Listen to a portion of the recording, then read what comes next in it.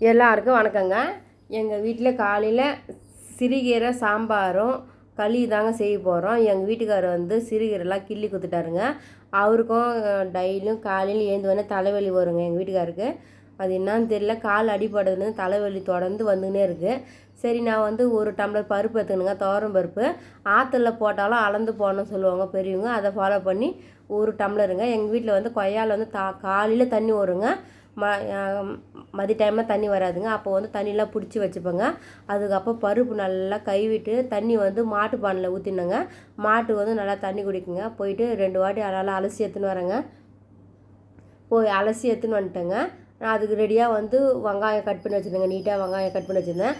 அதுக்கப்புறம் ஒரு 2 தக்காளி, பூண்டு வந்து ஒரு 10 பல் பூண்டு நல்லா தோல் உரித்து வச்சுருந்தாங்க. அதெல்லாம் குக்கரில் போட்டு சாம்பார் வைக்கிறது செம்ம ஈஸிங்க. சிறுகீரை சாம்பார் வெயிலுக்கு குளிச்சுங்க.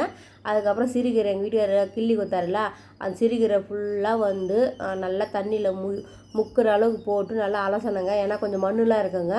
சிறுகீரை கிள்ள சொல்ல ரொம்ப அழுதிச்சுங்க.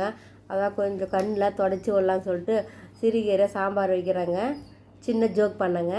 அதுக்கப்புறம் சிறுகீரை நல்லா அலசி எடுத்துட்டேங்க 2 தண்ணியில். ஏன்னா அதில் வந்து கொஞ்சம் மணல்லாம் இருக்கும், அதனாலங்க. நல்லா அலசி எடுத்துட்டு தண்ணியெலாம் கீழே ஊற்றிட்டு அதுக்கப்புறம் வந்து அடுப்பத்து வச்சுட்டேங்க. நான் வந்து காலையிலே வச்சுட்டேங்க சிறுகீரை சாம்பார். காலையில் ஒரு வேளை வச்சுட்டு 2 வேளை சாப்பிட்டுக்கலாம் சொல்லிட்டு. அதுக்கப்புறம் கொஞ்சோண்டு மஞ்சத்தூள் ஆட் பண்ணேங்க. ரொம்ப போடாதீங்க மஞ்சத்தூள். அதுக்கப்புறம் வந்து வரமிளகா வந்து போடணுங்க. இப்போ அதுக்கப்புறம் தேவைக்கேற்ப தண்ணி வந்து ஒரு 1.5 சொம்பு தண்ணி ஊற்றிட்டேங்க. வரமிளகா ஒரு 10 வரமிளகா எடுத்துக்கணுங்க. காம்பெல்லாம் கீழே போட்டுருங்க, காம்போடு போடாதீங்க. ஏன்னா புதுசாக சமைக்கிறவங்களுக்கோசம் சொல்கிறேங்க, எல்லாருக்குமே தெரியும். புதுசாக நியூவாக சமைக்கிறவங்களுக்கோசங்க வரமிளகா ஒரு 10 நல்லா கிள்ளி போட்டுட்டு காம்பு மட்டும் கிள்ளி போட்டு மூஷாக தாங்க போட்டேன். அதுக்கப்புறம் நல்லா குக்கர் நல்லா மூடிட்டு ஒரு 3 விசில் நல்லா வரட்டுங்க. நல்லா ஃபாஸ்ட்டாக அடுப்பு வச்சுட்டேங்க. அதுக்கப்புறம் வந்து கொஞ்சம் தண்ணியெலாம் சிந்துடலாங்க. அப்பப்போ தொடச்சினே இருந்தால் கொஞ்சம் க்ளீனாக இருக்கும். நான் ஒரு டைம் என்ன பண்ணுவேன், லாஸ்ட்டாக தொடங்கலான்னு பார்க்குறதுங்காட்டியும் அடுப்பாங்காரையை பார்த்தா கண்ணாமூனான்னு ஆகிடுங்க. ஏன்னா சின்ன சமையல் கட்டு அவ்வளோதாங்க, ஒரு சிலாப்பு இந்த பக்கம் ஸ்டாண்டு தண்ணி வந்தால் கொஞ்சம் ஈஸியாக இருக்கும். சிங்கில் எங்கள் வீட்டில் டேங்க் வைக்கிற சொல்லி எப்போ வைப்பேன்னு தெரியல. ஒரு பக்கம் களி உலகி அரை கொண்டா தண்ணியில் உப்பு போட்டு தண்ணி நல்லா கொதிக்க வைக்கணுங்க. பச்சை அரிசி ஒரு அரை காப்படி ஊற வச்சு ரெடியாக வச்சுக்கோங்க. அவ்வளோதாங்க. களி ஒலை போட்டேன்னா களி வந்து ரொம்ப உடம்புக்கு ரொம்ப நல்லதுங்க, ஹெல்த்தியான ஃபுட்டுங்க.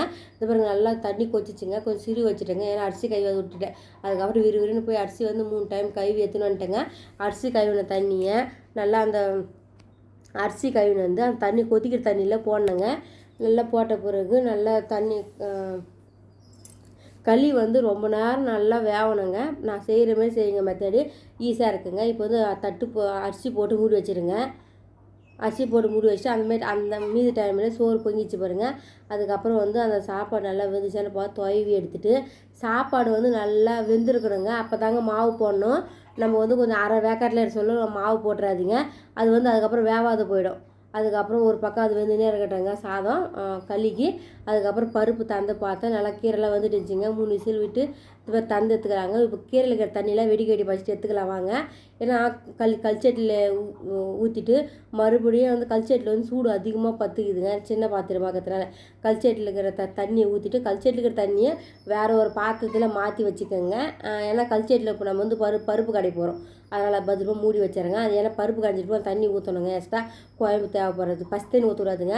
பச்சை தண்ணி ஊற்றினா குழம்பு டேஸ்ட்டாக போயிடும். ஏன்னா சுடு தண்ணி காய வச்சு ஊற்றணும். இப்போ தண்ணி நீங்கள் கம்மியாக வச்சிட்டிங்க பருப்பில் அப்படின்னா சுடு தண்ணி கொஞ்சம் காய வச்சு மிக்ஸ் பண்ணு அதை சேர்த்து கலக்குங்க. இல்லைன்னா நான் பருப்பு வெடிக்கிற தனியாக வச்சுக்கோங்க. இப்போது லைட்டாக புளி கொஞ்சம் ஆட் பண்ணுங்கள். புளி வந்து கீரை வேக சொல்ல போட மாட்டேங்க நான் எப்போவுமே. ஏன் லாஸ்ட்டாக போடுறேன்னா பருப்பு வெந்த பிறகு கீரை வெந்த பிறகு தாங்க புளி போடணும்.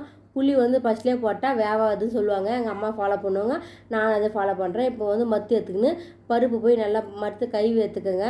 கழுவின மத்து தான் இருந்தாலும் எனக்கு எல்லா பொருளுமே யூஸ் பண்ண சொல்ல ஒரு வாட்டி அலசி தான் யூஸ் பண்ணுவேன். அது சின்ன வயசுலேருந்து பழக்கமாகிடுச்சு. உள்ளே தண்ணி வரலாம் கூட தொட்டியில் போய் தண்ணி எடுத்துகிட்டு வந்து வெளியே போயிட்டு அலசின்னு வருவாங்க. அதுக்கப்புறம் வந்து ஒரு பக்கம் வந்து சாதம் வந்துச்சான்னு சொல்லிட்டு துவை பார்த்துன்னு இருக்கிறேன். ஏன்னா வந்து இப்போ மாவு போடணும், அதனாலங்க. பருப்பு நல்லா கரைஞ்சி எடுத்துகிட்டு பாருங்கள் சிறுகீரை. இப்போ வந்து தண்ணி நான் வெடிகட்டி வச்சுருந்தேன் பாருங்கள், அந்த தண்ணி தாங்க இப்போ ஆட் பண்ணுறேன். பச்சை தண்ணி ஊற்றல பாருங்கள். நல்லா அப்போ குழம்பு நல்லா சூப்பராக டேஸ்ட்டாக இருந்ததுங்க. நாங்கள் சாப்பிட்டு பார்த்தேன். 2 வேலைக்கு வச்சுக்கணுங்க. அதுக்கப்புறம் மாவு வந்து ஒரு டம்ளரில் தாங்க 3 டம்ளர் மாவு எடுத்து அளந்து போடுறேங்க. அதுக்கப்புறம் வந்து இப்போ தாளிப்புங்க. குழம்பு வந்து தாளிக்கலாம் வாங்க.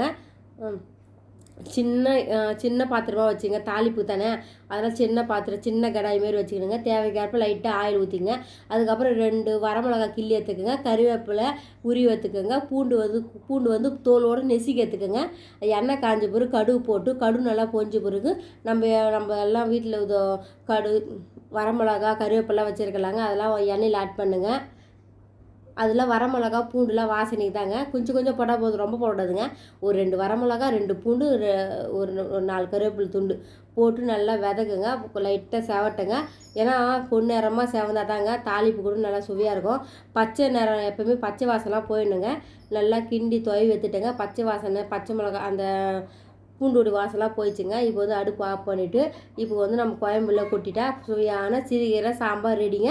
அவ்வளோதாங்க. நல்லா துவைவி எடுத்து பாருங்கள், சூப்பராக இருக்குங்க. இதே மெத்தடில் நீங்களும் சிறுகீரை சாம்பார் வைங்க. ஒரு பக்கம் வந்து களி வந்துனே இருக்குதுங்க. நல்லா ஒரு அரை மணி நேரம் பொத்து அந்த கரண்டி லைட்டாக எடுத்துறேங்க. எங்கள் வீட்டில் துடுப்பு இல்லைங்க, துடுப்பு இருந்தால் துடுப்பு வச்சு விடணும், அதனால் கரண்டி வச்சு விட்டாங்க. மற்ற வந்து கீழே வெயிட்டு சாஞ்சிரும், அதனால் தான் நான் கரண்டி வச்சு நடுவில் ஒரு பொருள் வச்சு தாங்க மாவு போடணும். அதுக்கப்புறம் இறக்கின்னு வந்து நான் மறுபடியும் மத்தில் தாங்க களி வந்து களி செய்கிறேன். நல்லா கிண்டுனுங்க. துவைவி எடுத்தால் சுவையான களி ரெடி ஆகிடுங்க. இந்த களி வந்து சாப்பிட்றதுக்கு நல்லா இருந்ததுங்க. உண்மையிலேயே நான் களி வந்து அடிக்கடி செய்வேன். இந்த மாவு தான் வீட்டில் அடிக்கடி அரைக்க மாட்டேங்கிறேன்னா ஒரு டைம் வந்து ஈரமாக இருக்கிற கெவுரு அச்சுறேன்ட்டேனா அது ஃபுல்லாக வண்டி வச்சிச்சு, அதனால் மாட்டுக்கே கொட்டிட்டேன். கெவுரு வந்து கல் நீக்கிறது வந்து ஒரு வீடியோவில் போட்டுக்கிறேன் பாருங்கள், அதுமாரி ஃபாலோ பண்ணுங்கள். இப்போ அடியில் இருக்கிறதெல்லாம் நல்லா கிண்டி கிளறி ஏற்றோம்னா கட்டி முட்டி இல்லாத செய்யணுங்க. களி வந்து ஒரு வீட்டில் ஒரு மெத்தடில் செய்கிறாங்க. நாங்கள் வந்து இது மாதிரி தாங்க செய்வேன். அதுக்கப்புறம் வந்து தண்ணி ரெடியாக வச்சுக்கணுங்க பாத்திரத்தில். அப்பப்போ தண்ணி தொட்டு தாங்க களி செய்யணும். அதுக்கப்புறம் வந்து அந்த மத்தில் ஒட்டிங்கிற களியெலாம் நல்லா வேய்ச்சி அந்த குண்டாலே போட்டு அதுக்கப்புறம் தண்ணியில் ஊற்றி கழுவிக்கலாங்க மற்ற.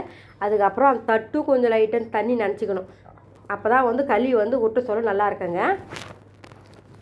அதுக்கப்புறம் கையும் தண்ணியில் நினச்சிக்கணும். அப்போ ஏன்னா சூடாக இருக்கலாங்க பற்றிக்கும், அதனால் வந்து தண்ணியில் பட்டு நல்லா இந்த பொரி உருண்டை செய்கிற மெத்தடு சொல்ல வந்தேன். பொரி உருண்டுக்கு வந்து மாவில் கை வைப்போம், கோதுமை மாவு, மைதா மாவு, அரிசி மாவு.